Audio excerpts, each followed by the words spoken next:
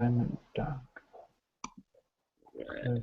So we have 35 questions. Well, 33. We're gonna get the first two easy. Huh?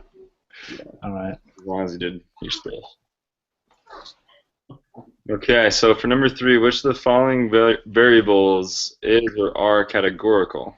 The number of animals in the local zoo, a randomly selected brand of toothpaste at a convenience store, age and years of randomly selected vehicle in a parking lot, or A and B.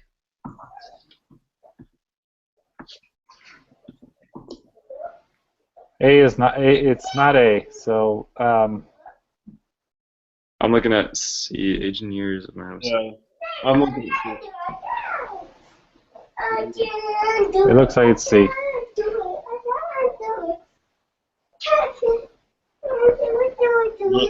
Because we're not going. B is not a category. They're designing a study. That's why it's not B. And A is just A is not a category either. So it's a group of. If you want to count the animals, that's not a category, unless we're comparing it to something else, like number of animals in the zoo compared to number of animals in a park. You know. You could categorize it if you did like individual animals, like elephants and giraffes. Then it'd be categorical. I thought it would be B and C, but why is it not B? Well, they're designing a way to. So randomly selected brands of toothpaste at a convenience store. They're just trying to. It's not a category. You're not. So toothpaste is the category, okay, right? So.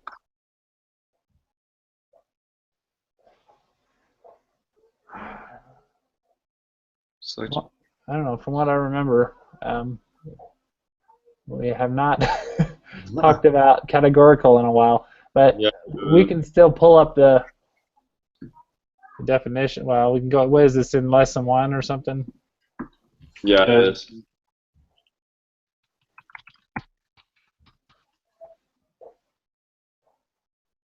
So in statistics, a category variable is a variable that can take on one of a limited and usually fixed number of possible values, thus assigning each individual to a particular group or category. It's a variable that can take on one or another. I'm certain it's C. But Okay. Yeah, B, you're talking about one brand. You're not talking about multiple, so you can't categorize it. Yeah, B, you're talking about toothpaste. So, and you may get randomly selected. We may select a bunch of different types of toothpaste, and then we list those toothpastes, and that's not really categorical. It's similar to the zoo question. Mm-hmm. Okay, I got it. So either the answer is A and B, or it's C. Okay, it goes. Okay, I'll read number 4. The mean IQ test score for the United States is 100. 20 randomly selected statistics. Students took an IQ test, and the mean score of their scores was 112. Which of the following statements is true? 100 was a parameter. 112 was a parameter. 100 was a statistic. 112 was a statistic. Oh, boy. I don't recall what a parameter is. Yeah, I don't either. I'm looking.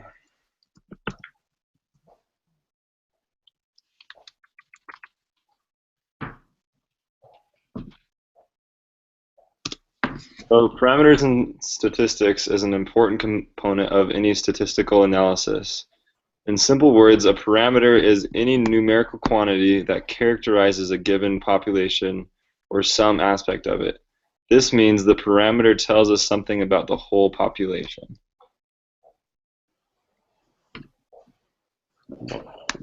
What about statistic?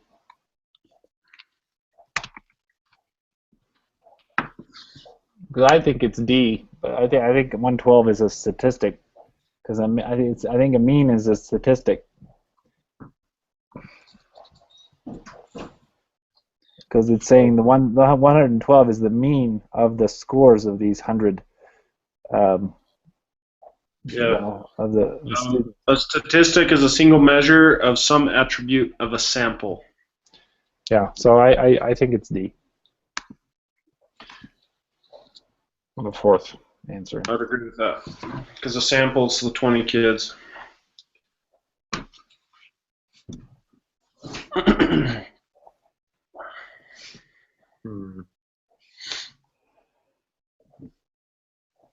We take more time because we can't take it twice. So. I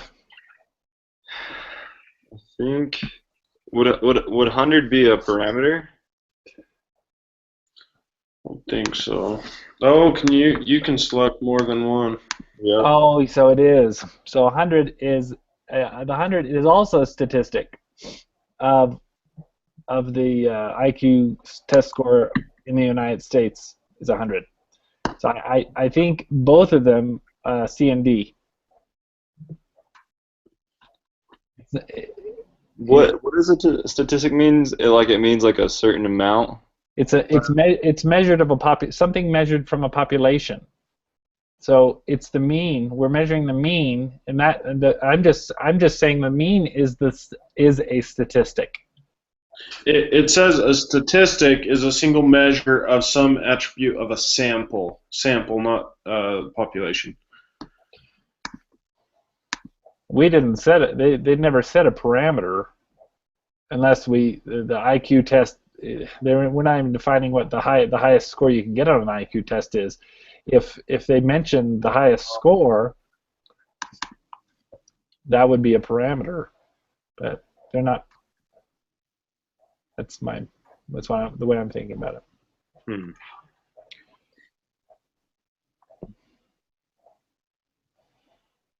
I guess the reason why I thought 100 was a parameter is just because, like in the United States, the mean IQ test score is 100. So it wasn't like a certain sample of the United States, it was just this United States as a whole.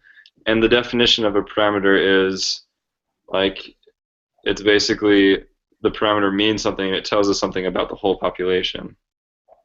And it's a numerical quantity that characterizes a given population or some aspect of it. So I don't know. I just thought it was the mean. Mean is the statistic, and it's talking about means in both cases. The mean IQ test. So and we're also talking about the mean score of those 20 students. Okay.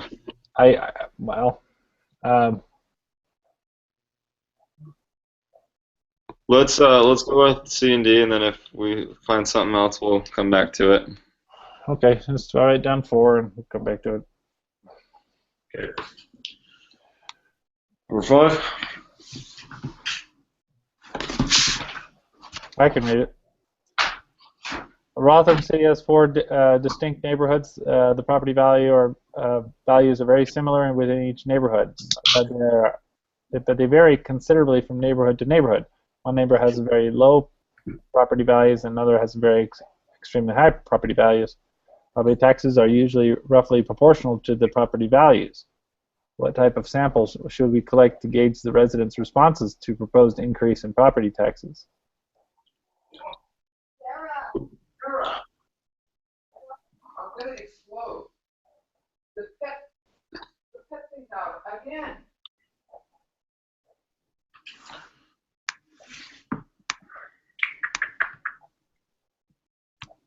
It really has to do with what it's.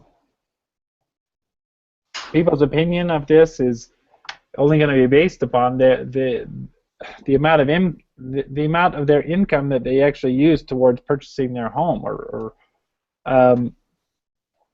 not really. So as long as they're living within their means and not buying a home that's too expensive, so the taxes are based upon the value of your home. So your home's worth more if you can afford to buy your house. You should be able to afford the taxes. So it shouldn't. We don't want a cluster sample because I think it's stratified. It's made everybody equal. So it doesn't make a difference because we're taking a percentage and we're not taking.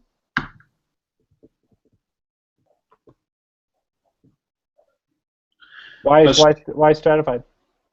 Because stratified breaks it into those groups. But I don't think it needs to be broken into the groups because it's based on percentage, not based on. Because if your house is $10,000, you're gonna, it's 10% tax. You're gonna pay $1,000. Your house is $100,000. You're gonna pay $10,000.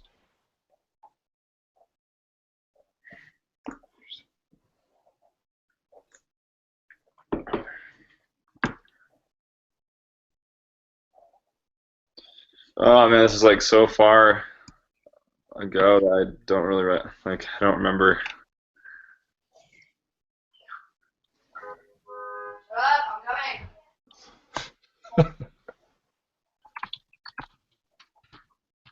I'm just gonna look each one up. Okay, so a simple random sample is a subset of a statistical population in which each member of the subset has an equal probability of being chosen. So that's just completely random is what that means, right? Isn't that when you're asking people going into a stadium or something? Exactly. Systematic sampling is a statistical method involving the selection of elements from an ordered sampling frame. The most common form of systematic sampling is an equal probability method. So, oh man, I wish I could find that in the reading actually, because it explained it pretty well. Hold on, let me see if I can find that. Where is that? Okay. I think it should be a simple random sample. Yeah, I changed my answer to that also.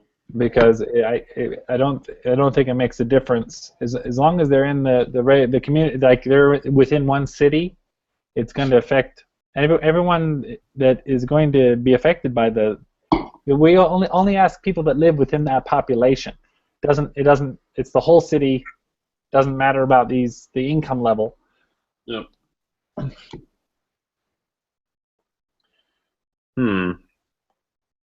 Because they give you all this information that you don't need, because it says property taxes are usually roughly proportional to the property values.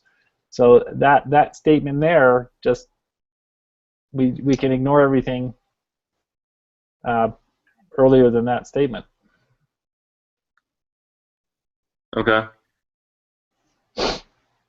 Do you guys remember what like a cluster sample and a stratified sample is? Stratified, it breaks it into groups and then just asks within the group. Cluster, I don't know. Okay. Well, let's continue to try to find those in the reading, but yeah, let's go on. Let's go with the first one, like you said, Jason. Okay. But I think we should come back to 5 as well. All right. Okay. All right. Number 6 says it's my turn to read, right? Go ahead. When design experiments are conducted in the public school systems, researchers typically choose a particular district and randomly select teachers of, say, 4th grade students in that district. The experiment is then conducted using all the students in the selected classes. Which type of sampling scheme is implemented? So it's only 4th grade. So it's going to be some type of group.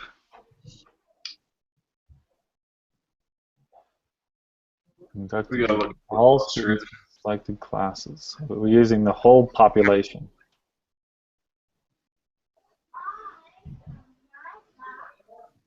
Sounds like they're doing the entire population, right? They randomly select teachers of, say, 4th grade in the district. Oh, so they're not taking all the teachers. They're just taking a few of the teachers that teach 4th grade.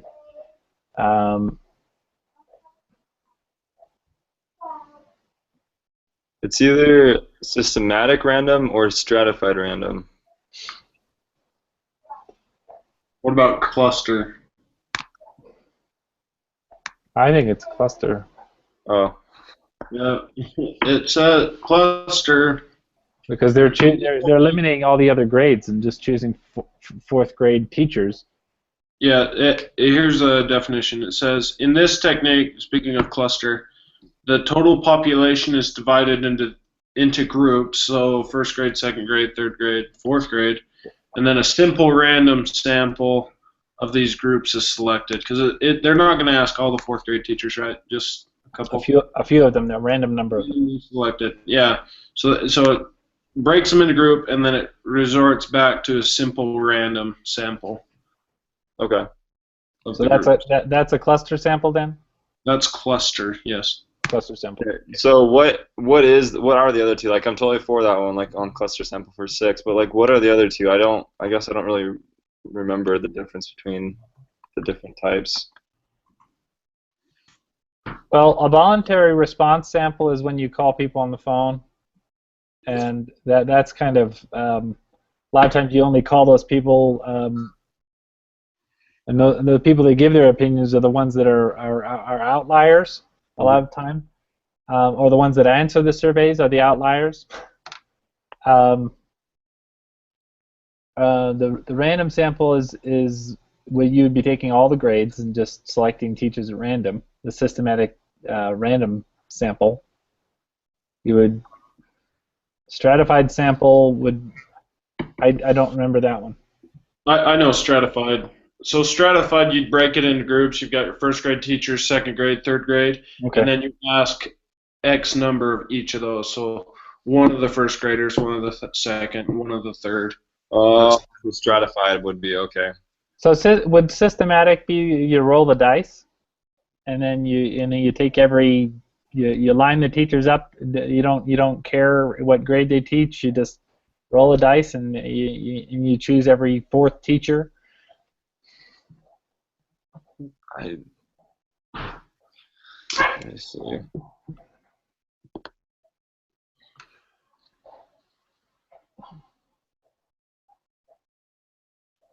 And then you roll the die and to choose what teacher you want to start with. Say, because you're not going to always choose the first. I'm still thinking of that.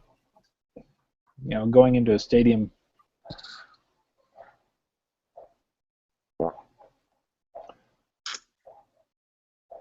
Yeah, I'm gonna continue to look for those definitions out of the reading and from that chapter.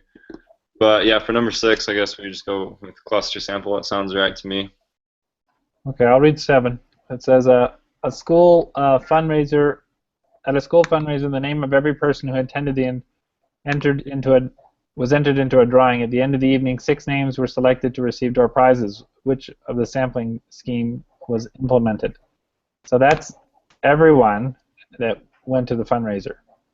Simple random. And they take 6.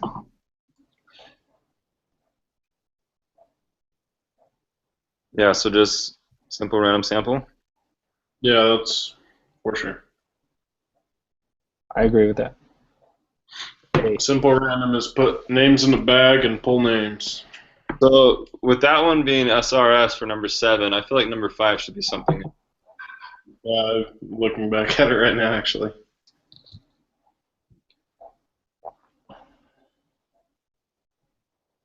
So number 5 is definitely not cluster because we wouldn't want to just ask the low property, or we wouldn't just want to ask the high property.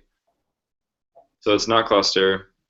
It's either systematic or stratified, but we don't really understand either one of those. Well, it's not system. It doesn't need to be systematic. So I think if it's not A, it's D. Okay. Because it's affecting the entire population. And stratified is where you take different groups and you randomly select people within those separate groups, correct? Wait, what was your question? So the definition of a stratified sample is when you divide things up into groups and then you take randomly selected people out of each group. Yes. Yeah, so it's definitely that one because if you did an SRS on that one, you could get like more low property people and then less high property people. But if you do a stratified, you get the equal amount from the low property and the equal amount from high property, so that you get a good sample. That makes sense.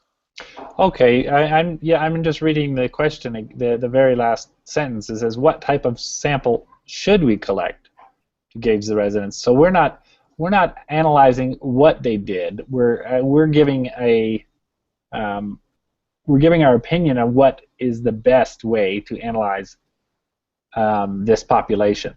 So I agree that I think it should be D, a stratified sample. Cool. Makes sense to me. And guys, just so you know, for number 4, I looked it up again, and I'm pretty confident in saying that 100 is a parameter. The reason why that is because it says in the United States. The United States is not a sample; it's actually the population. And the definition of a parameter is It describes the population, right? Exactly, yeah. It's a numerical quantity that characterizes a given population. So the United States is not a sample; it's the population. So I'm like 100% sure that 100 is a parameter, not a statistic. Well, a statistic of the IQ scores, the mean IQ scores. Right, and like a mean is a statistical measure, but I guess it depends on what the mean is of. Like, it's the mean of the population, not a mean of the sample. So that's why it's a parameter and not a statistic. So which ones do you want to choose for? I agree. I chose A. It's gotta be more than one, because when they do this, it's normally not just one. Right. Yeah. So it's A It's A. What else? and D. D. Just A and B. D as in dog. Dog, yep. I thought that's what we actually had. I didn't have to change anything. Okay. Yeah. 100 is a parameter. I'm really confident on that. I'm confused on it. I thought it would be C and D. I thought they were both statistics. Well, just to explain it again, like the definition of a parameter is a measurement of the population, whereas a statistic is a measurement of a sample. Okay, I see what you're saying now. Yeah. Yes, So like a mean, yeah, that is like a statistic. well, you're saying that the United States is the entire population. It's not. It's not a sample. It's the whole population. Okay. So that's why it's a parameter. So yeah, even those 20 students are in that population. Okay, I understand it now. Thank you for that clarification. Awesome. Okay, Kelly, you got number 8? Yeah, a special interest group is conducting a survey regarding wolves in Yellowstone National Park to adequately gauge opinions of both sides of the political spectrum. The researchers took a list of registered Democrats and selected a simple random sample of 100 people. Then they took a list of registered Republicans and selected a simple random sample of 100 people. What type of sampling scheme was implemented? Ooh. Stratified, right? Yeah, it would have to be. So that's 2 separate groups. Yep. So they took the 100 Democrats and 100 Republicans. Yep. So in stratified, you break it into what's called strata, and your strata is Republican and Democrat, and then you take a random sample from that group. Okay. And just to review one more time, sorry, what's a systematic sample? What does that mean? That's the one we're a little confused on. I'm not sure. Let me do a little more. That's the only one I don't quite grasp. Is that's the one where she was saying we're going to a grocery store, we're gonna pick a shelf, we're gonna only pick cereals. We're gonna pick every 6th cereal, Oh, is that one? I think that's the systematic, and then you could compare their, and then we could, compare their prices.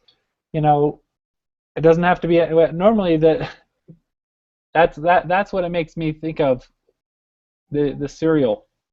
When you if you're not you're just comparing Oh, their prices rather than you're taking rather than the types of cereal, but the price of the cereal, and you're gonna get a mean or an average, yeah, a mean for the price of cereal based upon randomly selecting them. Okay. systematic. This is what I'm reading. It's a sample of every like seventh. You're going to take every seventh person in line. Do you remember that? Sounds really familiar to me. Okay. So Anyways, it's a system. Like you take, it's like a system as in like you're following a certain pattern to get the sample. Like yes. same thing each time. That makes sense. Okay. Number 9. You got So to put up a file. eight was D, the fourth one. Yeah, as long as they're all in the same order, a stratified random sample. Okay. That's the fourth one. D. Okay, so for numbers 9 through 11, we need to pull up the data file Crossroads Purchases. It's found on Excel for 221 and SPSS for 222 and 223. I can't get to SPSS on this computer, so I'm working on it. All right, thanks, Kelly. It might I actually need to get that figured out before tomorrow because that's needed for the test, the SPSS. Yeah. I will try it again if I can't get it to work. I was working on my my PC before. I may have to just download it again. Oh gosh. It didn't take that long, but it was just, it was such a long time ago I haven't used it yet.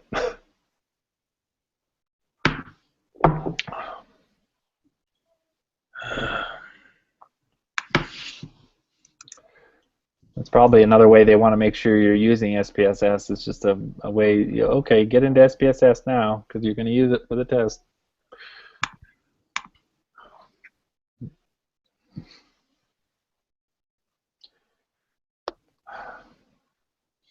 It's logging onto the computer, so it's taking forever. Okay.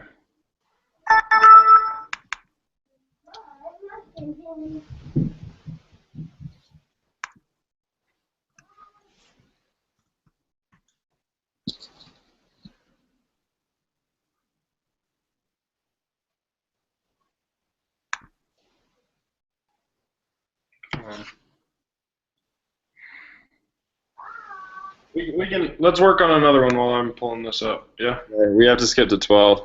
Yeah, that's fine. All right, so Jessica Meir and her research team measured the body temperatures of a sample of driving elephant seals. It gives some reference to site Meir 10. Thermistor was placed at a specific location on each seal to measure its body temperature. The body temperatures of seals tends to decrease as they dive. The researchers estimated the typical body temperature of each seal at the time they initiate a dive and called this the representative temperature of the seal. Thermistors were placed in the hepatic sinus of 4 of the seals, named Bottle, Roberta, Larry, and Purr. The seal's body temperature at the start of the dive was calculated to be, and it gives a series of temperatures. And then it says, complete the following table and answer questions 12 through 15 below. That's funny that I say temple. It's because it's on my mind. The number that goes in the position marked with an A in the table above. So, deviation from the mean. So what you'd have to do, so X bar is going to be the sample mean, and that's going to be the 4 numbers added up divided by 4. And then you take 37.91 minus from that sample mean. Right?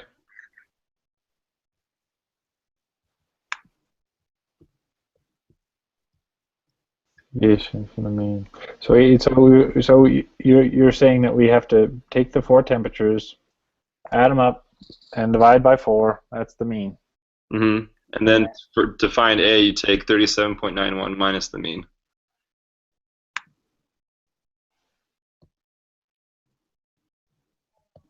All right, let's have a couple of us do it so we can do a comparison. Yeah, I'm getting up right now, so you guys can go ahead and do it too.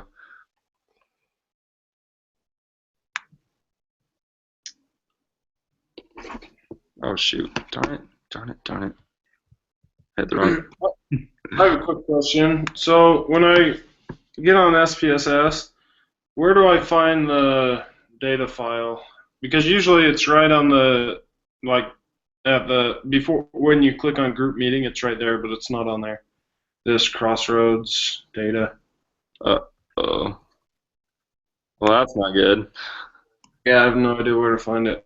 Do you know Jason?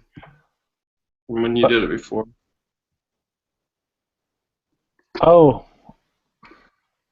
you're talking about the stuff on the. You didn't need to. I never actually got it from SPSS. Oh, really? It was from the student website. I went to iLearn, and then you go to iLearn 2 point, choose the math course.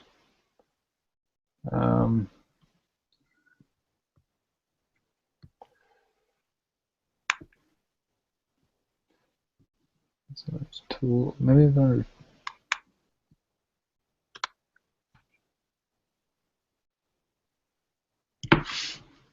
I hate this.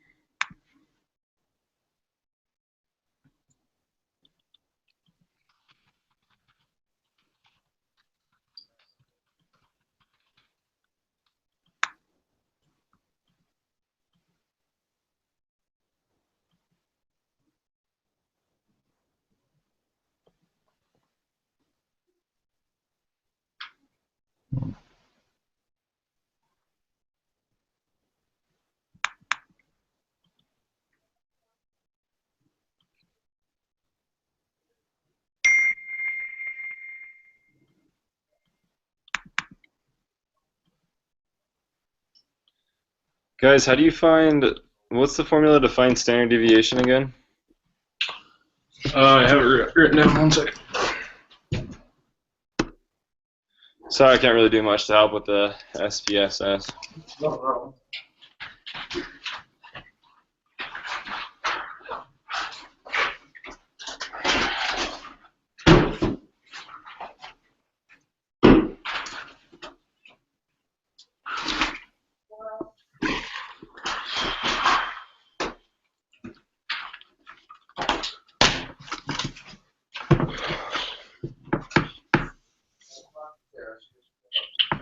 Oh, sorry, I have the formula for z-score written down.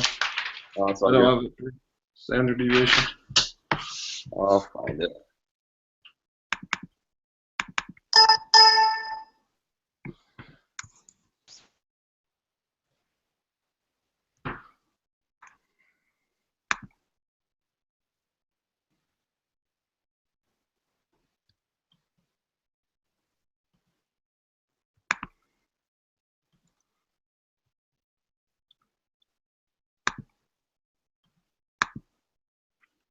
I think I just closed everything. Well, that's not good. That's okay. It just lets you continue when you go back in.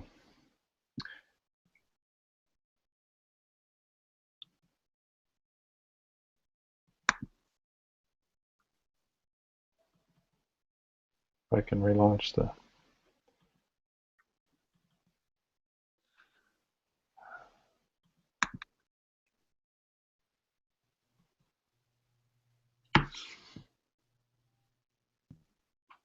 There we go.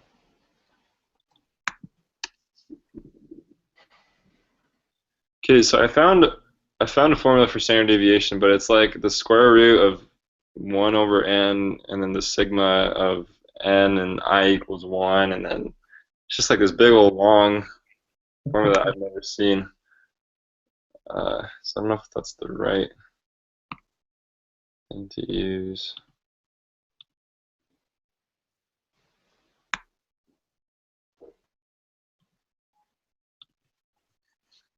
Anyways.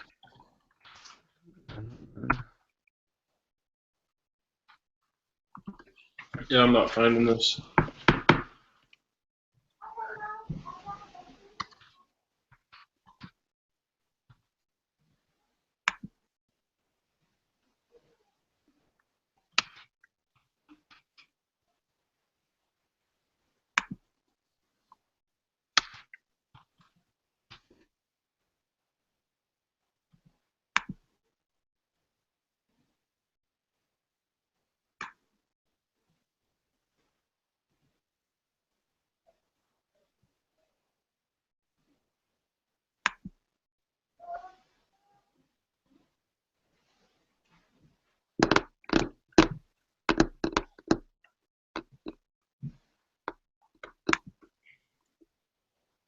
This is Billy Cromer from the Maths department, and this is a video dealing with what steps to know for 5, and it's really just one, just dealing. Was that a video, Kelly? Yeah, I'm trying to figure this out, but it's not correct.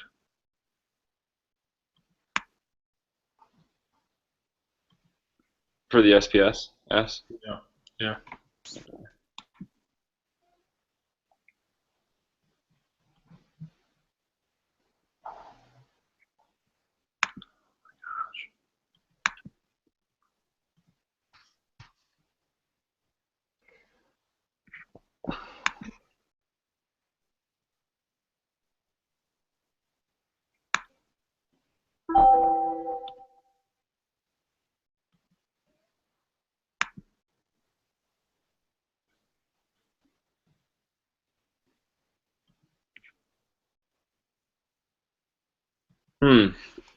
Okay, so what'd you get for number 12, Jason?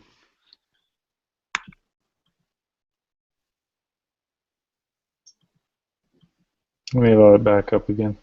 Okay.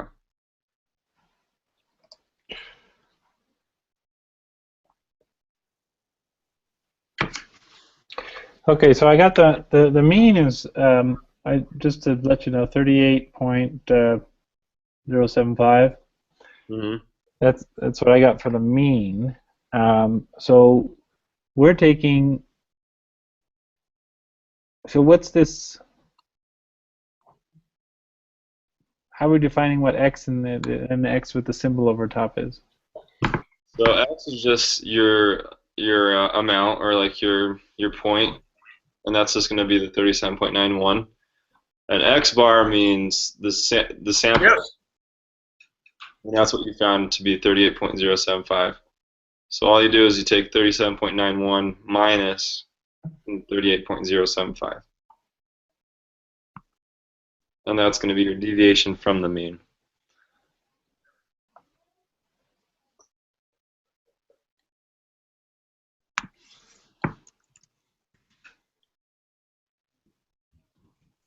Does that make sense? Yep. Okay. So So negative 0.165. Yep, that's what I got. Negative 0.165. And what does it say? 3 decimal places. Mm-hmm. And then for number 13, I got 0.681. You just do the same thing for B, or for the second column, which is Roberta. You just take 37.25 minus from the 38.075, and then you square that answer, and that's what you get is the 0.681. Oh, we're squaring the whole thing, huh?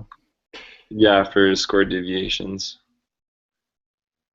And then for 14, I looked it up, and I'm pretty sure it's none of these, because the sum of the numbers of the squared deviations is called like the sum of the squared deviations. Like it was like some weird, just it would just be exactly that. Like the sum of the squared deviations is what it is. It's not the mean. It's not the standard deviation. It's not the variance. So okay. Squared.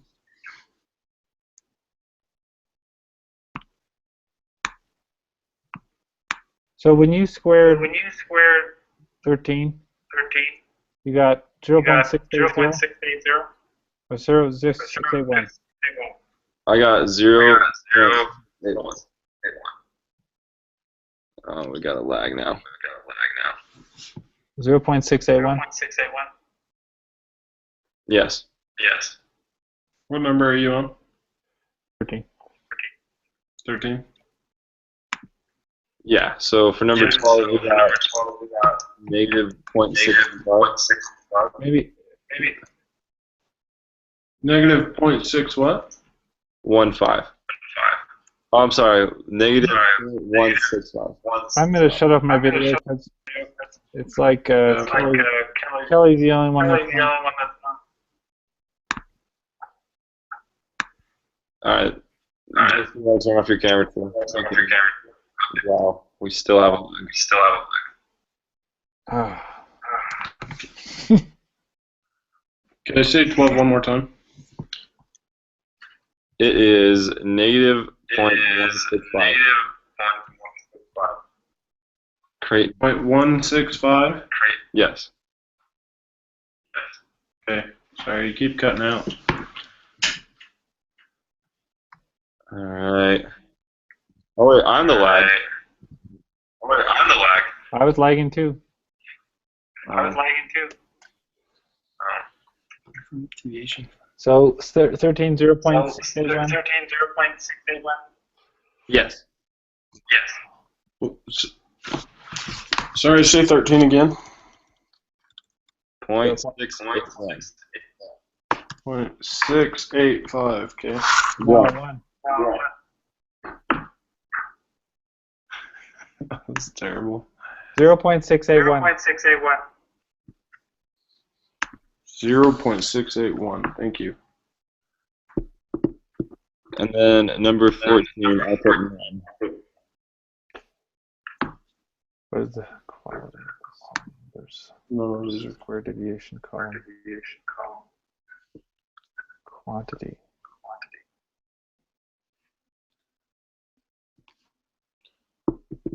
And then, have you looked at 15? Yeah, I got 0.715. And I don't know, like on that or 0.6. You keep cutting out. Oh gosh.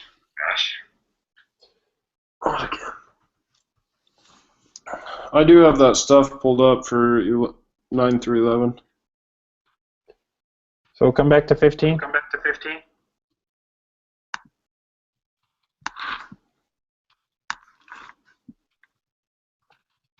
We're gonna go to number 9 now. Yeah. I'm fine with that.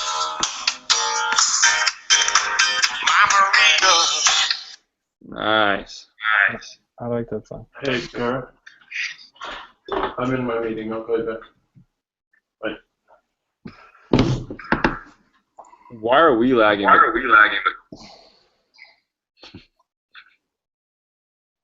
It's so dang annoying. And Kelly has to answer that.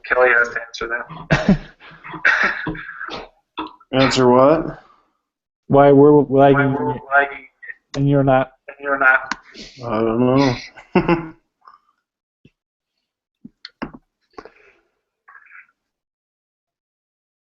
You have the most powerful connection.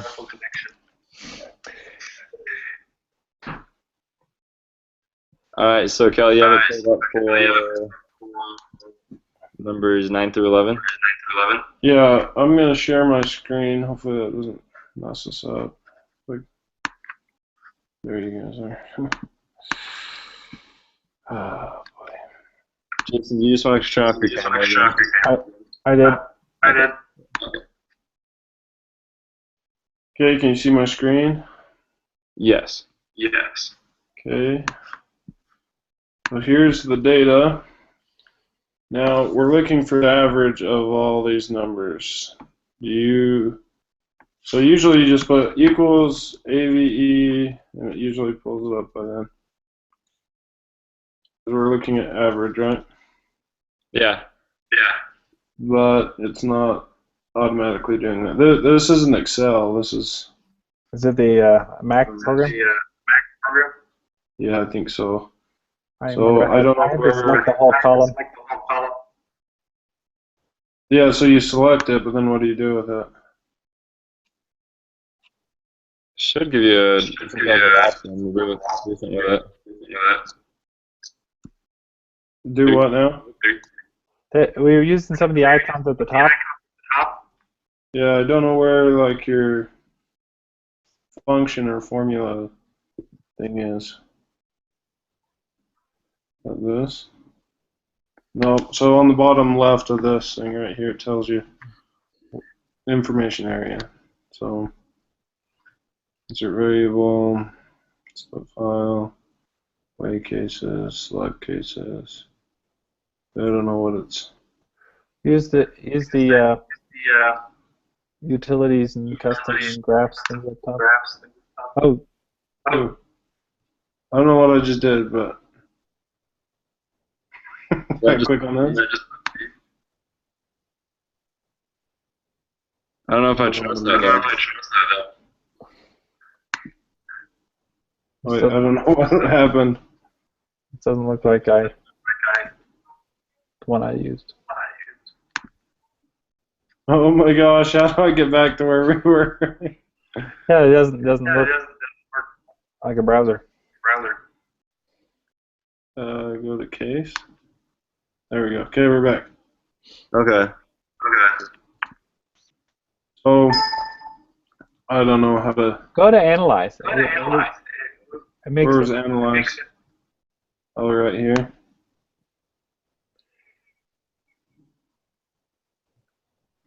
you gotta look when you're hovering over things to the right. Oh, means? Yeah, try it. See what happens?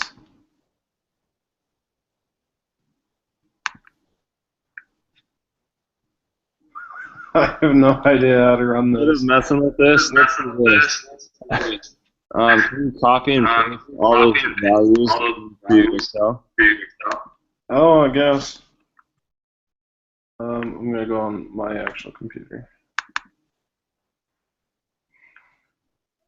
Nope. You just do the same thing. You do your command C. Yeah, I tried.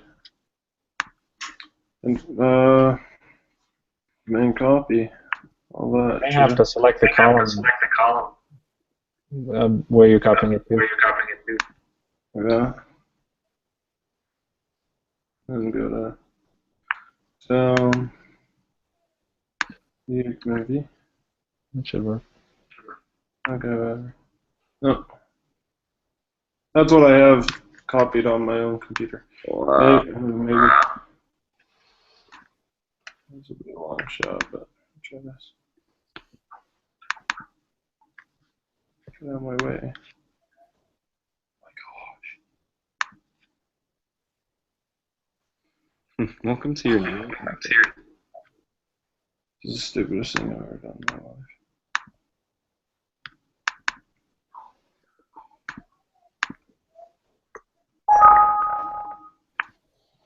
Hey, there we go. Sweet. Now just do. Yep. Equals. Come on, move down. Average. Okay. Of enter.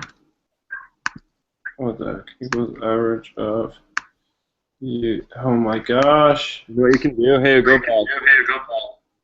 So select that equation. Yeah, and then do average parentheses. No, average. Oh, it's not selecting it. Oh. Well, let me select it. Oh, maybe if I use down arrow. There we go. All right. So. Sorry. Average. Then what do? Click on it. Yeah, click on it. If I press enter, like if I click on it, nothing happens. Okay, just spell it out, and then parentheses, and then put A. I'm just gonna select both of them. Okay. It's Come on. 81. Just a colon. Can you do 1 through 85? Yep. A 86, not 85. Oh, sorry. You sure? No, it's 85. Oh yeah, you're right. Sorry. Okay, so 4.77. You reading that? 4.771. We have a horrible lag. It's so long. It's 3 decimals. Oh, yeah. And then using some that's what the standard deviation of this data.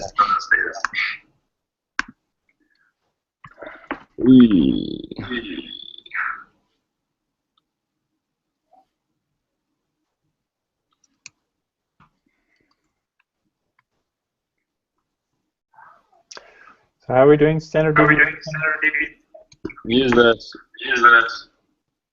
So we did 911. 1, 2, sorry, because round Oh, up. does Excel find standard deviation? Huh? Does Oh, Excel yeah. Yeah. Okay, do something for me real quick. Oh, yeah, go ahead. No, you're fine. Actually, that's totally fine. Let's go with that. Should I do these? The standard deviation of these? Yeah, that's what I was gonna say, but I was gonna be doing my own, but it's better than holding it.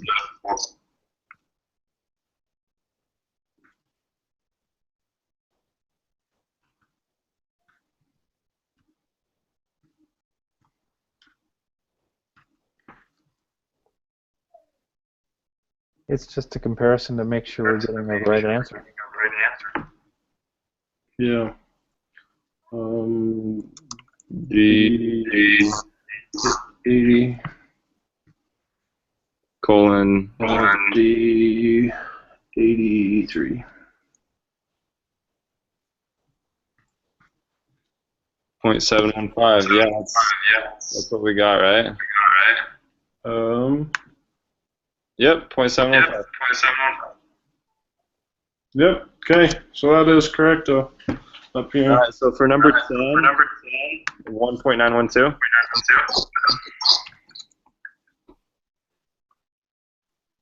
Yep.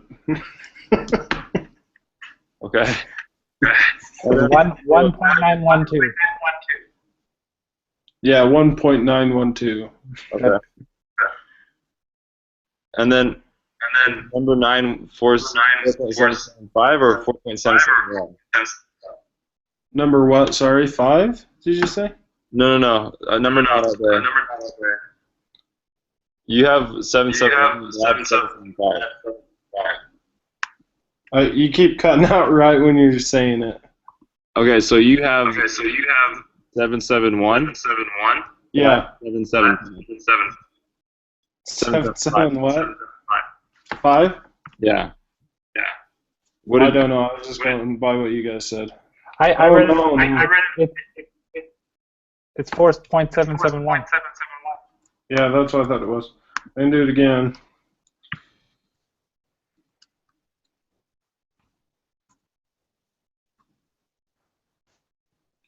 A85.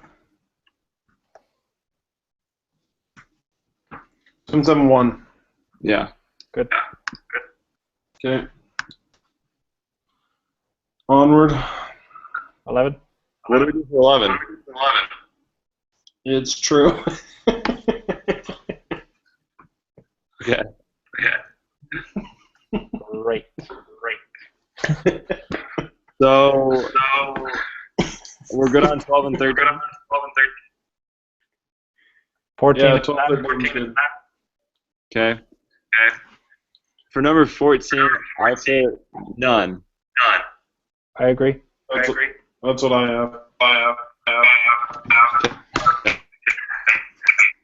And then number 16, the standard deviation can never be negative.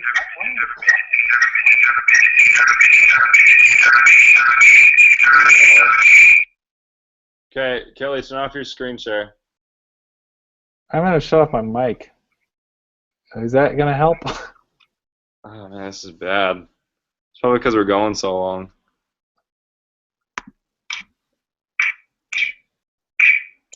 Well, it stopped lagging, but nope. No, lag. I think it's Kelly that has the lag. Yeah, It I is think so. Kelly. I'm going to keep my log. Here, All right. Kelly, let's do this actually. Go ahead and leave, and I'll invite you back in.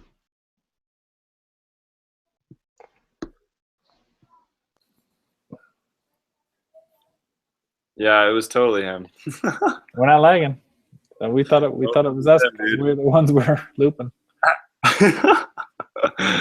Process of elimination, just like the class.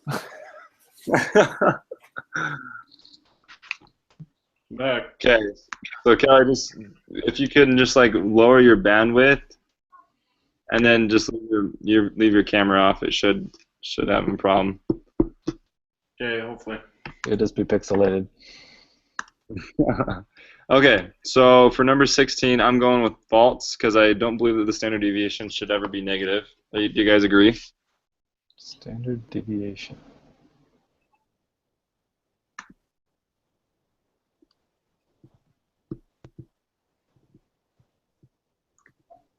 Okay, then if you're going to say that, read number 12. Why is that negative? Well, number 12 is a deviation from the mean, but it's not a standard deviation. Oh, I see what you're saying. Okay. Yep. Standard deviation is a percentage, right? Well, No. it's a number. It's like Number. the number right above it. Standard deviation of the temperatures. Okay. Well, I'd I'm say looking up false. just to make sure. The standard deviation can never be negative. There you go. There you go. Thank you, Google. Wait, so what was 15? We didn't do that one, or I didn't write it down. Oh, we have it. I did it on the Excel. It's 0.715. So I still have to put the zero up front. 0.715. Yeah. All right, so then 16 is false, and then for number 17, who wants to read that? We're halfway done. Number 17. In the same study, a researcher placed thermostats, whatever, temperature sensors, on 3 seals near the spinal cord and brain of the extradural vein. They placed these things on 6 other seals and their aorta and the largest artery of the body. Finally, they placed thermistors in 4 other seals. In their hepatic sinus, the results from the study are summarized in the table below. Which location resulted in the most constant temperature measurements of the seal to another? So that would be the one with the small standard deviation, correct? That is correct. So it would be the extradural. Extradural. Well, is it based on the number of the sample size as well? Oh, That's true. You remember how they did it with baseball? No. the analyzing the baseball statistics, their batting averages? So,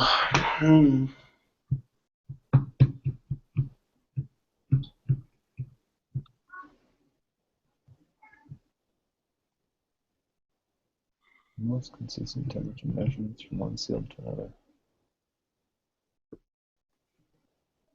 Well, isn't it true that the larger the sample size, the smaller the standard deviation should be? Yes. That I know for a fact. So it's got to be extradural because it's not only the smallest sample size, but it also has the smallest standard deviation. I agree. Well, so what is the number? Are we? What's the number of the means? Is that temperature or is it? Yeah, it's who cares? Temperature. I don't know. Yeah, it's temperature. Most consistent temperature.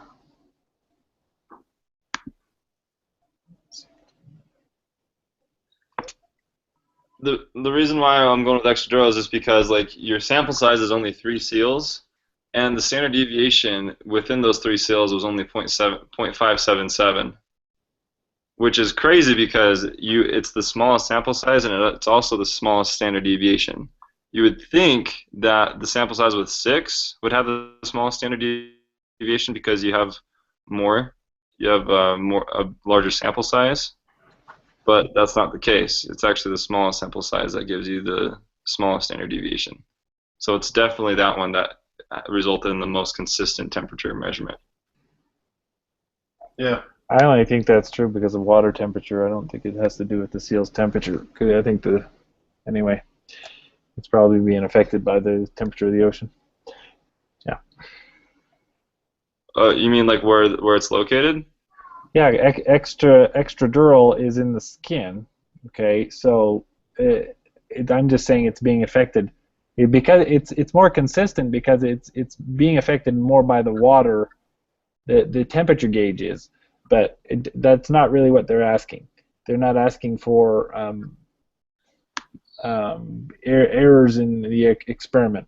So That's exactly what it's asking. It says which location resulted in the most consistent temperature measurement.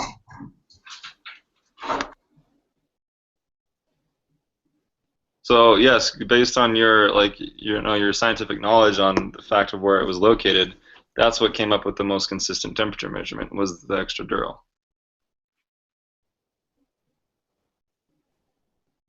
okay, I'm just saying the experiment's flawed. That's all. Okay, let's go on to 18, I guess. True. That's like number 1. Number 19. Just looking at the question, what is the third quartile? 8.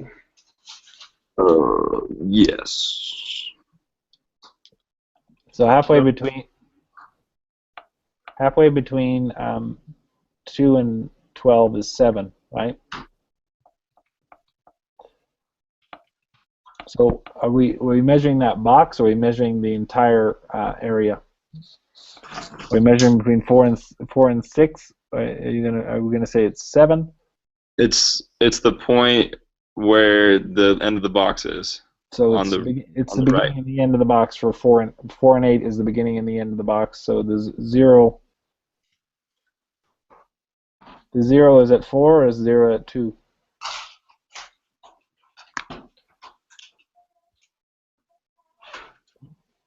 I Because guess I'm confused. from what I remember, I mean, 0 to 25% is the first quartile, and then 25 to 50% is the second. 50 to 75 is the third, and so. Well, the third quartile, when they're asking for an individual number, it's meaning 75% of the data is below that point. So A represents that point because 75% is going to be below, 25% is above. Makes sense? 1, 2, 3, 4, 5.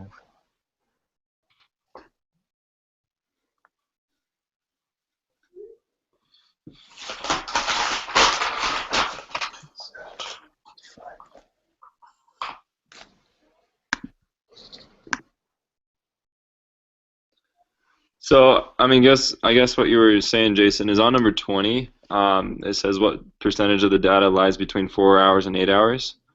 That's 100%. Yeah, that would be 50%, right? Because you've got 4 quartiles, or 5 quartiles, really. But you know, from the minimum to the first quartile is 25. From the first quartile to the median is another 25. From the median to the third quartile, it's another 25. And third quartile to the maximum is another 25. So between quartile 1 and quartile 3, there'd be 50.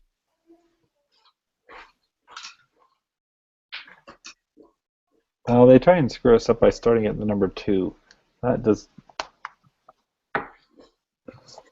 Well, your minimum can be any number. It could be 1,000, 1,000,002. Like it could be any number. It just depends on your data.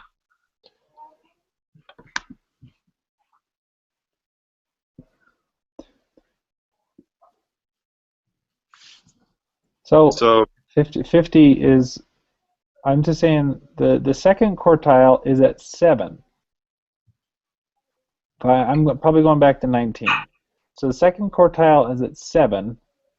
So Isn't it at 6? 3.5. So it should be. The second quartile equals your average, doesn't it? Yeah, the second quartile is the median, not the average. Median.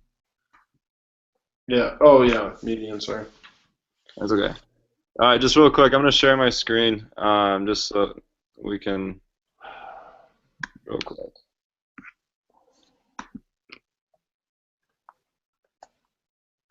Okay. You guys see this? Yes. Yep. So the median is the same as the second quartile. So the smallest value on this question is 2. First quartile is 4. The median is 6. Third quartile is 8. And then I don't remember what the maximum is. So It's called the math. what were you asking, Jason? I don't remember this image, but okay.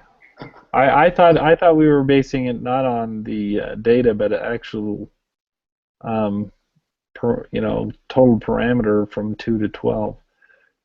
So you're saying the second quartile is at 6, the third is at 8. So the answer to 19 is 8, is what you're saying. Right. Yes. Yeah. Just basing off the box plot that they gave us in that example. Yeah. The third quartile is 8 right here. Right. And then for the following question, 50% of the data is going to be in this box. Right? Oh, yeah. 50. I did 75. Thank you. It'd be just you got 25% here and 25% here. The other 25 is right here, and the other 25 is right here. So Yep. it's 50%. How can it be 50%? It's not going over the numbers. This is just the data set. There could be 1,000 points in there. So it's not 40%? No, 50 for sure. So Each of those blocks. Right. Go ahead. Sorry, I was just gonna let me just pull it up one more time. I guess it's like super. I guess pretty basic. I guess it's kind of hard. Why it's kind of hard to like understand it sometimes. From the minimum to the first quartile is 25%. Yes. From the first quartile to the median or quartile 2 is another 25. From here to here is another 25, and from here to here is the last 25. That's all it wants us to remember is that. I didn't remember it that way. That's all. Okay. I remember. I thought it was different than that. That's all right. All right, let's go on to 21. I'll read that one. It says that an observation from a normally distributed population is considered unusual if it is more than 2 standard deviations away from the mean. There are several contaminants that can harm a city's water supply. Nitrate considerations above 10 parts per million are considered a health risk for infants less than 6 months of age. The city of Rexburg reports that the nitrate concentration in the city's drinking water supply is between 1.59 and 2.52 parts per million. The values outside this range are unusual. We will assume that 1.59 parts per million is a value of I don't know, mu minus 20. I don't know those symbols, but you can read them. It equals 2.52 parts per million. It is reasonable to assume that the measured nitrate concentration is normally distributed. Oh gosh. Use the answer for 20 and 21. Use this information for 20 and 21. Estimate the mean measured nitrate concentration Rexburg drinking water. Estimate the standard deviation measured nitrate concentration Rexburg drinking water around your numbers. 3 decimal places. So could we use an Excel sheet on this again? Like, how much data do we have to work with? So 1.59, 2.52.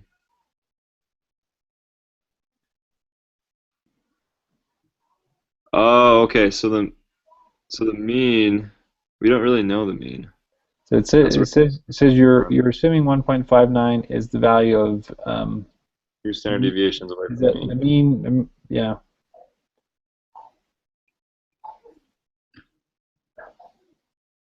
But how do you find the mean and the standard deviation using only 2 points?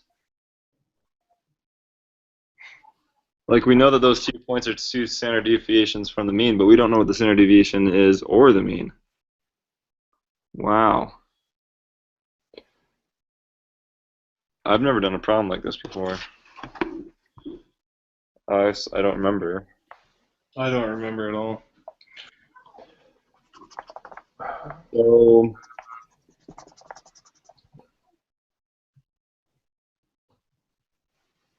$1.59. Where'd you get that from?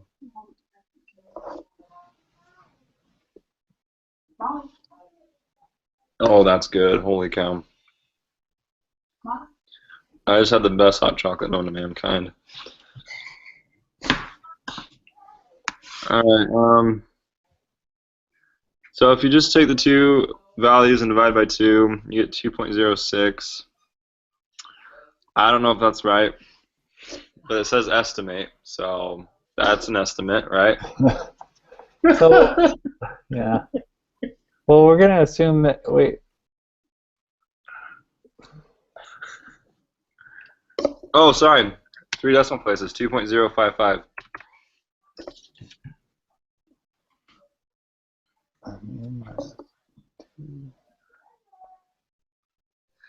And so from there, you could, let's see. So are we going to divide? What are we trying to find? We're trying to find the mean and the standard deviation. Ask her what she thought of him because he's super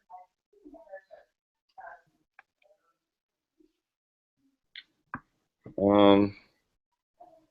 I have an idea for 22. Hold on. So what I did for 21, just so you guys know, you just add 1.59 and you add it to 2.52 and you divide by 2, just like what we've been doing. So that is an estimate of the mean. And then for the standard deviation, what you could do is you could take that mean, subtract it from one of the, I would use the smaller value, I would subtract the smaller value, and then divide that number by 2 because it says that's 2 standard deviations away from the mean. So if you put 3.055 divided or minus 1.59 equals 0.465, divide that by 2, and I got 0.233. I like it. And then if you want to like further like experiment with it, if you do 1.59 plus 0.233 plus 0.233, you get 2.056. So yeah, that's almost exactly the mean what we estimated. So it works, kind of. Okay.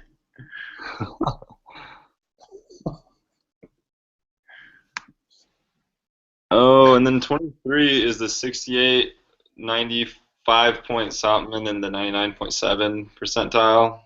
This is probably what you were thinking of, Jason. All right. I can't even remember how to do that. I don't remember this either.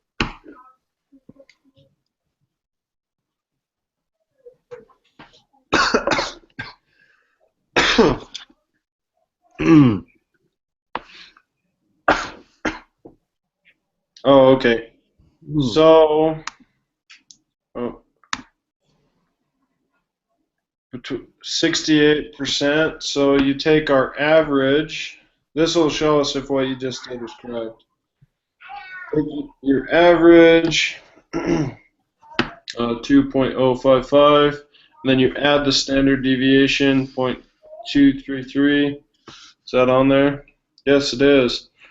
Bottom one, 2.288, and just to make sure, 2.055 subtract the 0.233.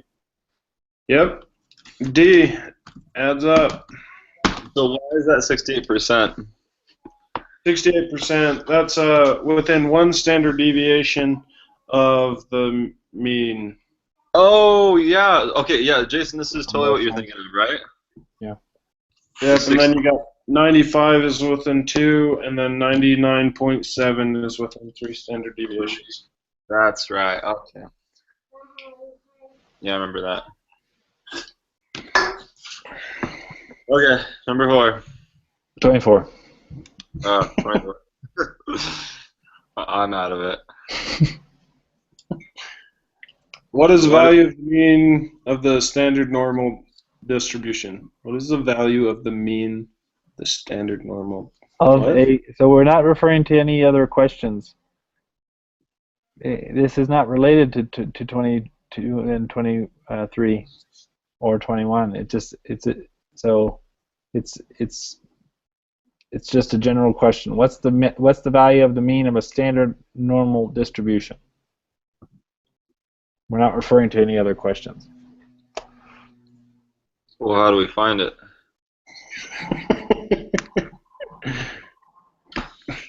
I don't know. Oh man.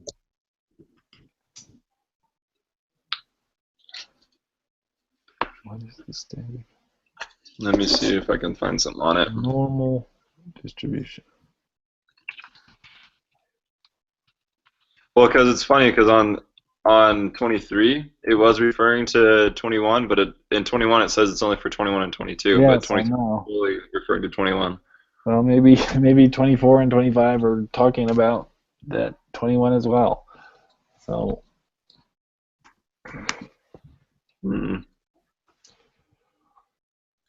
If it is, I have no idea how to find that. Hold on, let me see. what is the value of the mean of a standard normal distribution? What's a standard normal distribution? So I looked it up. As discussed before, normal distributions do not necessarily have the same means and standard deviations. A normal distribution with a mean of 0 and a standard deviation of 1 is called the standard normal distribution. So we just say the answer is normal. Yeah, so the value of the mean would be 0, and the standard deviation would be 1, according to what I found. But I don't know if that's right. What is the value of a mean of a normal standard normal distribution? Is it 0? That's what I gathered. That's what it said, yeah. The mean would be 0 and the standard deviation would be 1. And it's standard normal distribution. So. Oh, that makes sense. It's not 1 or -1. It's just 1. Okay. No, it's 0. That makes perfect sense to me. For 24, you're talking about? Yeah. Oh, is that on the probability applet? Because that's what it said on there. Like 0 is the center point and 1 is 1 standard Yeah. deviation. Well, that's the z-score that you're talking about. Standard Well, norm. yeah, use the z-score to find the area, which is the probability. But yeah, like on that graph, 0 is the center. Yeah, I said 0. Makes sense. Okay, cool. So 24 0, 25 1. Yep. 26. I guess I can read. The admissions committees for most Masters of Business Administration programs require the Graduate Management Admission Test, the GMAT. I have to take that as part of the application for new students. It has been shown that the scores on the GMAT are normally distributed with a mean of 542.3 and a standard deviation of 120.54. The minimum GMAT score required for admission to the MACC program in the School of Accountancy at BYU is 500, but it is rare for students with scores less than 600 to be admitted. Use this information to answer questions 26 through 31. What is the probability that a randomly selected student will score above 542.3 on the GMAT? So we need to pull up that probability applet we were just talking about. Sweet. First thing we need to do is find the z-score. And we use that to get the probability. Yep. I should probably say no. I wonder if this is accurate. That you have to get at least a 500, but it's rare for students to score less than 600 to be admitted. So you have to essentially get into BYU for that. There's so many people applying that they never take the minimum person. You have to get at least over a 600. Wow, that's good to keep in mind, I guess. Because I hope to go to either BYU or the U, University of Utah. Anyways, that's off topic. Sorry. I kind of get a little loopy when I get tired. Sorry, guys. That's fine.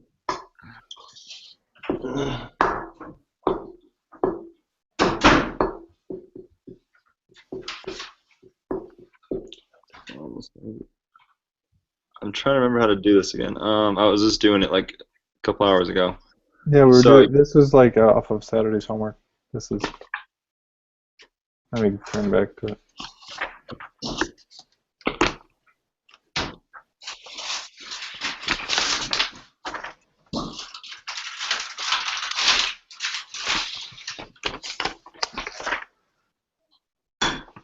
So to find the z-score, you take the value minus the average divided by the standard deviation. So the value we have is 542.3. You subtract that from the mean. Mm-hmm. And where's the mean? The mean is the same. The mean is the 542.3. Okay.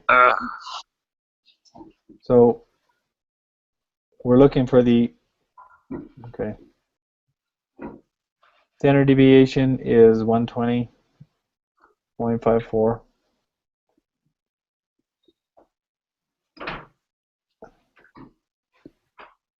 Well then, wouldn't the probability be 0.5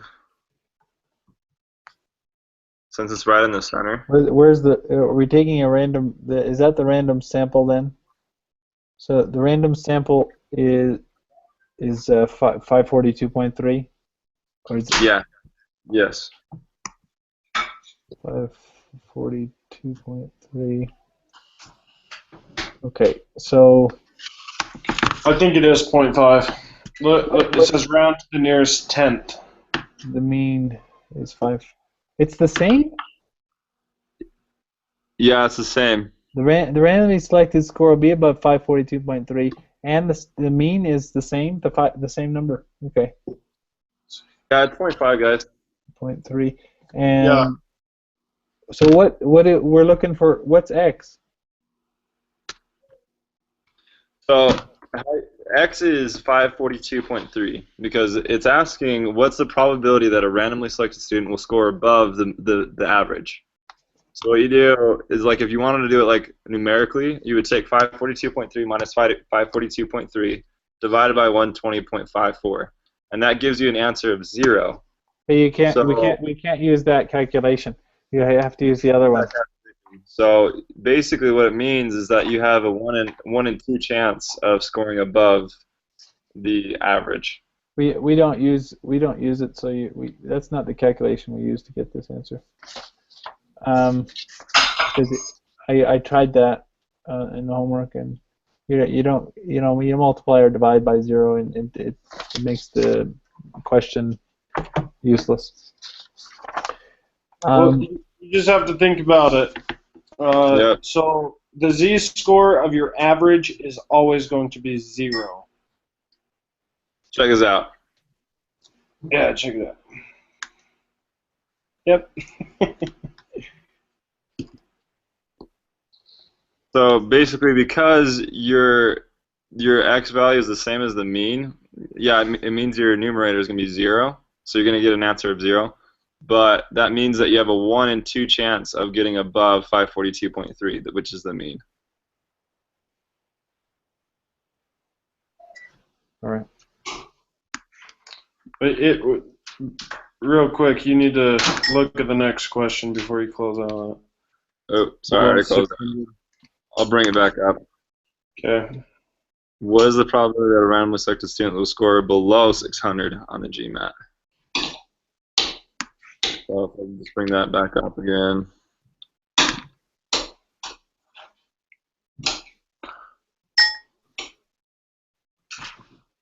So we go here and we go to below 600. Probability is right there, 0.684. 68%. 68.4%. What does it want us to round to? 3 decimal, you're right. 0.684. And now number 28 is above instead of below 600. Okay. So just above 600. Just take 1 minus 0.68, whatever your answer was. Take one minus that number 27. That's the answer. That's the answer of 28. 0.316.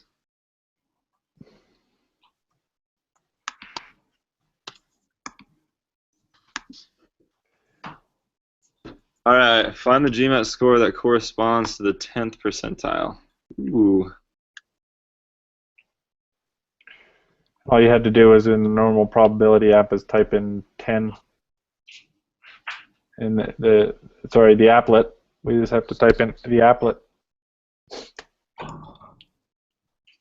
What was the mean score? 542.3. And then the standard deviation? 120.54. Can you show us what you're doing, Kelly? Yeah. It doesn't lag.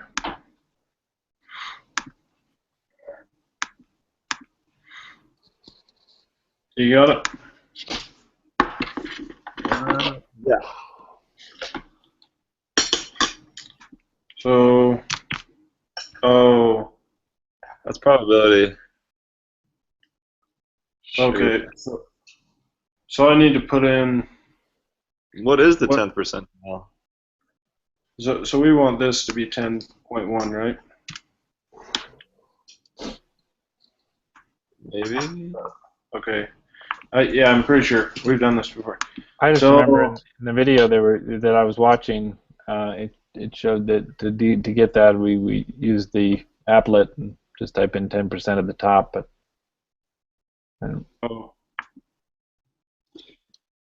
So the applet, I have it up right here. Let me pull it up here. So you need this applet right here. I'll screen share. This one right here.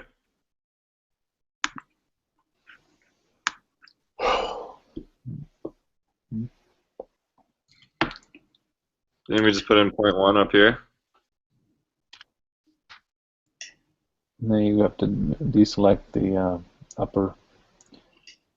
the blue box on the right.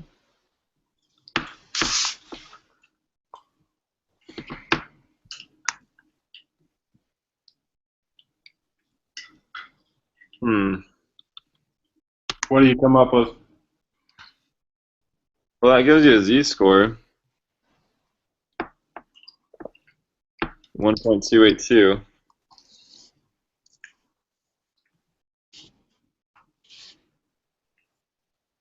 Is that what the 10th percentile would be? No. So find the GMAT score for the 10th percentile. So we're going to go back. We're going to use something else to do this because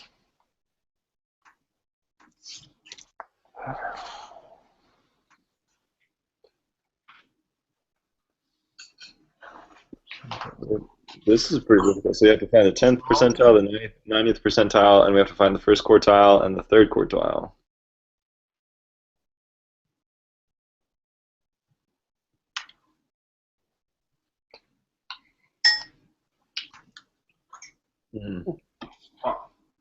Well, I'm stumped.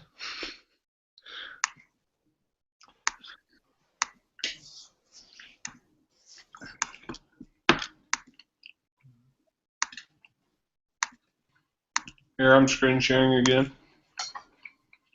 Okay. We've used this before on a problem, and it's correct.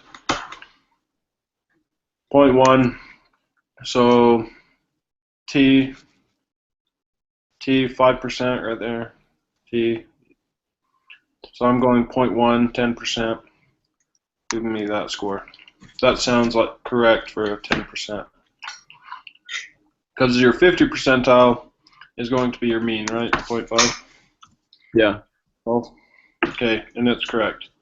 So your 10 percentile, right there. So if you were to score in the 10th percentile, that means you suck, basically. Yeah. So what's the number 3? We're rounding to what number? Nearest whole number. So 388. 388. All right, go ahead and put it in for the 90th percentile, Kelly. Mm-hmm.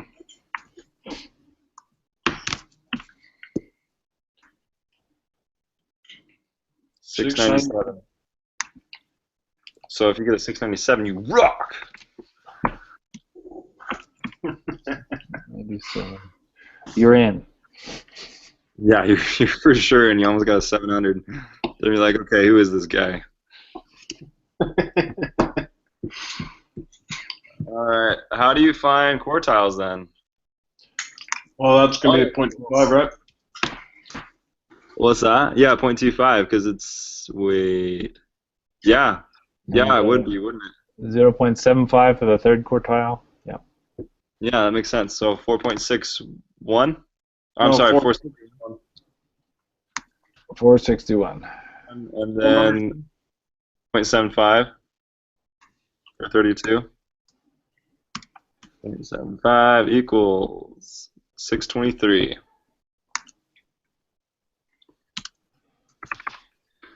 Good on you, Kelly. That was good. Yeah.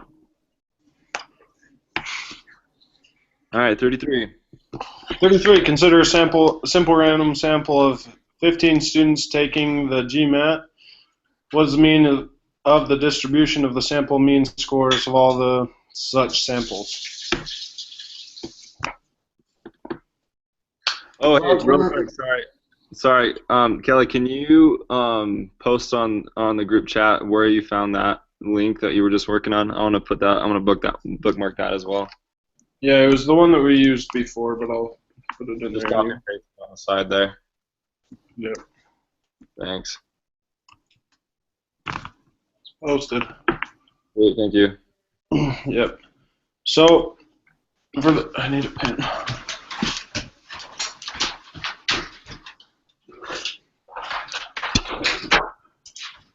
6. Okay, this is a x over mu divided by x minus mu divided by whatever square root of n. You know what I'm talking. Say that again. Sorry. X minus mu divided by Omega divided by square root of n. square root of n. Right? That's what we're going for now. Oh, yeah. So you mean That's- sigma? That's, yeah. Okay. So what's mu though? Mu is 542.3. Mu is the mean of the population or the sample. What is x? X is going to be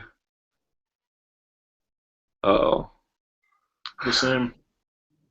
Isn't it 15? No, that's the what we're going to take the square root of. N. So square root of N 15. equals 15. what is the mean of the distribution of sample mean scores for all such samples? Let's see, where's sample 15? Let me look those up. Mean sample scores for all such samples.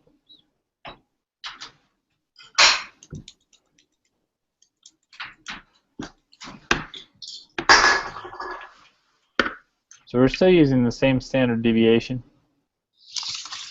of 120.45 for the O with the thing off it.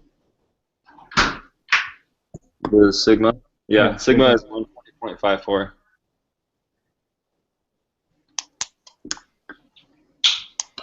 You know, on that question, well, up there about the GMAT, it says use this information to answer questions 26 through 31. And it goes all the way to 35. Yeah. Yeah. Incorrect though. Well, I'm not too sure on these ones when it says the distribution of the sample mean, because then we have to find the standard deviation of that and the probability of that. I don't quite recollect how to do this. The probability, all we do is we you know, once we have the z-score, we just put it in, and it gives us the probability. And we put it in the applet. You put the z-score in the applet. As long as you're choosing the right parameter, it tells you at the top what the probability is. Right. So all we need is the z-score to find probability. The problem with finding z-scores, you need an x value, and we don't have an x value to work with. On number 35 we do. It gives us 600. 600. Greater than 600. I'm figuring that one right now.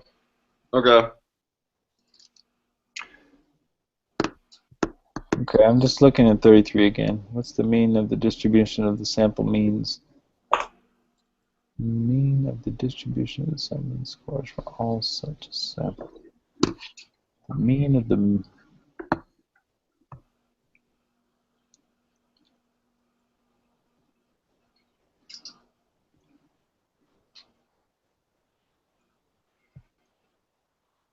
Is this similar to what we did before, where we take you're taking the mean minus the mean, and then you're just taking 120.54 divided by the square root of 15, and that gives us the answer to 33?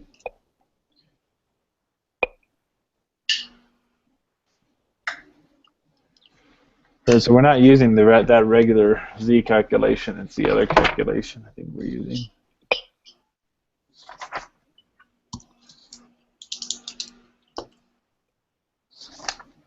Are you working on number 35, Josh? Yeah, I am. I have an answer when you're ready. Compare. Okay, hold on.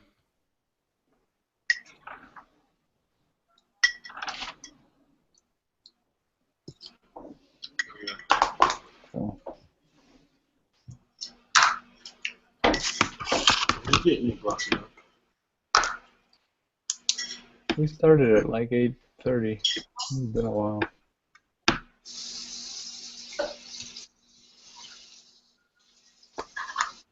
What'd you get for 35? 0.124. Hold on one sec. I have one last thing. This is a review for our tests, and there's twice as many questions.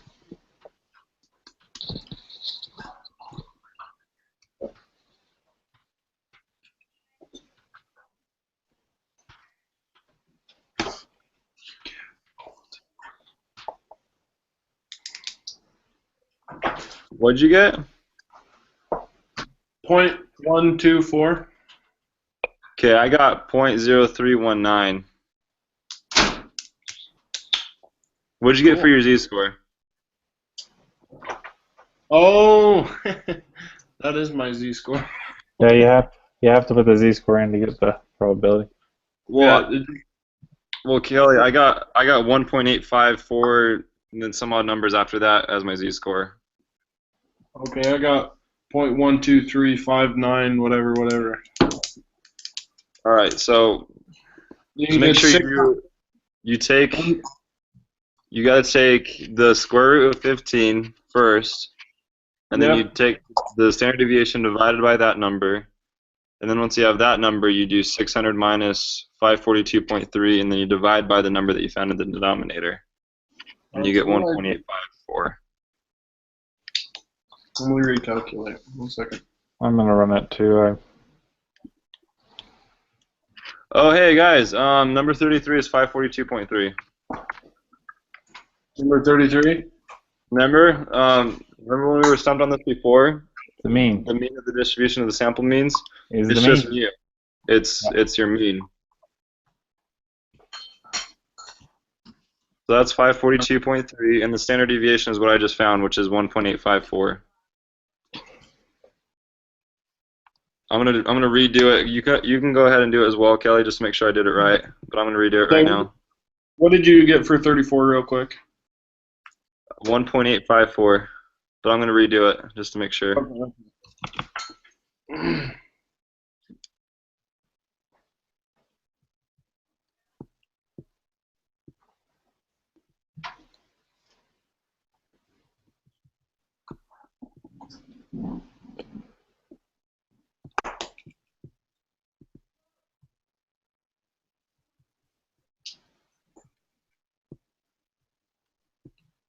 Oh darn it! Yeah, what'd you get, Kelly? 650. 1.8539. Yep. So just go to 3 places. 1.854. Yep, I just put the wrong Jason, numbers. Kelly found that. What's 600 minus 542.3? 57.7. 57.7. I'm just gonna check it now. 57.7. I got for the Z-score. I have 1.85391. Yep, that's right. 1.854. Okay. And then you just go to the Applet. go to the applet, and you select only the ones that's to the right, because it's everything. Wait, hold on. Yeah, greater than 600. So you unselect everything except for everything to the right, and it's going to be giving you an area of 0.032. 0.032. Oh, we don't have 3 decimals. Yeah, on 35 is 3 decimals, so 0.3032. We have to put 0.0. Do we have to put 0.320? No, so No. 0.032. Oh, okay. I didn't put it in the applet. Okay. That's all right. Yeah, we're done. Yeah? We are done. Wait, All right, let's see how we did. wait a minute. I didn't get 34. 34. 1.854. That was the number that you calculated. Oh, okay. 1.8. And 33 is just the mu, which is 542.3. And then, is there any other ones that we need to review? Number 4. Hope not. 4. Oh, we did need to go back to number 5, right? I think we went to 5 and decided it was a stratified sample, but I'm looking. Four we decided was A and D, right? Mm-hmm. And 5, we decide that was a stratified sample. Yes. Mhm. Will it let you submit it if we missed to make sure you have an answer in everything? Every question needs an answer. Number 6, we got a cluster sample. Number 7, we got an SRS. Number 8, we got a stratified random. And then we're pretty confident on number 3 too, that it's age in years is the categorical. Okay. Yeah. All right, say we go for it. So do it. 100%, right? Nope. Oh, so close, guys. We missed 2 answers. I knew number 3 was wrong. Dang it! I knew it was the brand of toothpaste. Ah. Why did I get number 30? I probably got another one wrong because I got 34 wrong. Yeah, I got number 34 wrong too. That's the right answer though. I know for a fact that's the right answer. 1.854. Yeah. Well, that's what we use to get number 35. Yeah, how can Exactly. 35 be right and 34 be wrong? 35 has to be right. What the heck? All right, we should Ask. Well, we're recording it, so Yeah, if she reads take it, a we should also screenshot, send an email. We should also send an email saying 34. We should get credit for 34 yeah. I'm gonna because send her a screenshot of it right now. 34 has to be right if 35 is right because you Yeah. want to get the other. Dang it. Okay, so why? Let's just review categorical then. So 21 and 22. Got both those wrong. you did? Yeah. I didn't. What'd you put? I put for 21 0.233. No, that's 22. 0.233. Oh, great. And 22, I put 0.256. Oh. So 21 was 2.055 and 22 was 0.233. There's my listening problem. All right. All right. Anyway, So let's review categorical though. Why was it brand of toothpaste and not age of years? I guess I need to review categorical.